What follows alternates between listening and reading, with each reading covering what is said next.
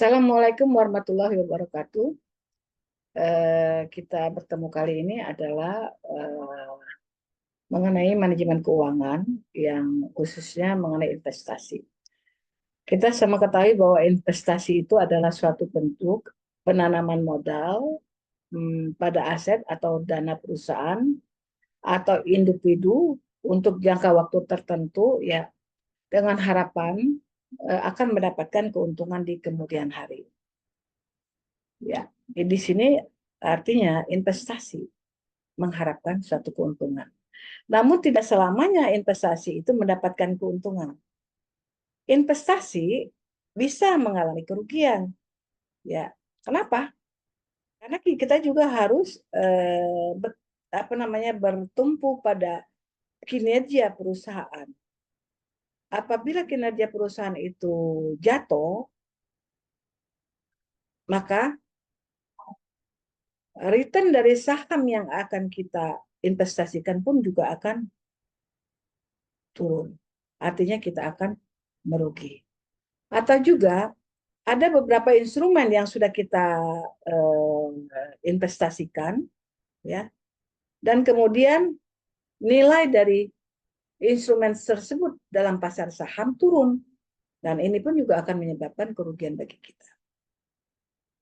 Maka dari itu, sebelum kita memutuskan untuk berinvestasi dalam satu perusahaan atau dalam satu instrumen, maka kita harus benar-benar menganalisa, kita benar-benar menghitung bagaimana kinerja suatu perusahaan tersebut atau bagaimana kinerja daripada instrumen tersebut.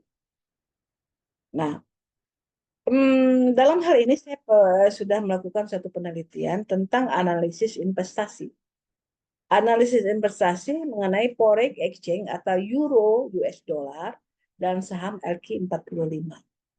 Di mana investasi yang kita lakukan bisa berupa instrumen-instrumen seperti saham, cryptocurrency, emas, forex exchange atau forex dan lain sebagainya.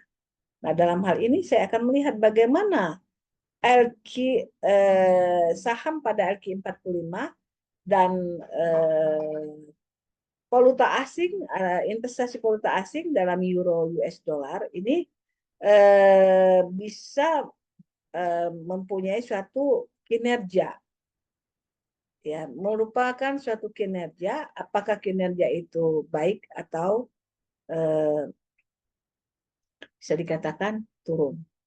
Yaitu adapun analisa yang saya lakukan, pengamatan yang saya lakukan itu dari tahun 2017 sampai 2021.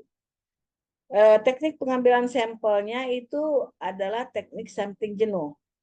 Metode analisis yang digunakan adalah metode komparatif dan data yang digunakan adalah data sekunder. Kemudian data tersebut akan kita hitung ya dengan menggunakan Microsoft Excel berdasarkan rumusan masing-masing variabel. Kemudian data tersebut diolah dengan menggunakan SPSS. Nah, hasil daripada penelitian tersebut itu bisa saya kemukakan dengan analisis 4 metode yang dilakukan. Nah, yaitu yang pertama-tama itu adalah saya membandingkan return saham LQ45 dan forex exchange. Nah, pada peringkat Kursal Walls menyatakan bahwa return saham LQ45 lebih besar daripada return investasi forex exchange. Ya. Saham LQ45 juga terpengaruh oleh faktor sentimen pasar dan spekulasi yang terjadi.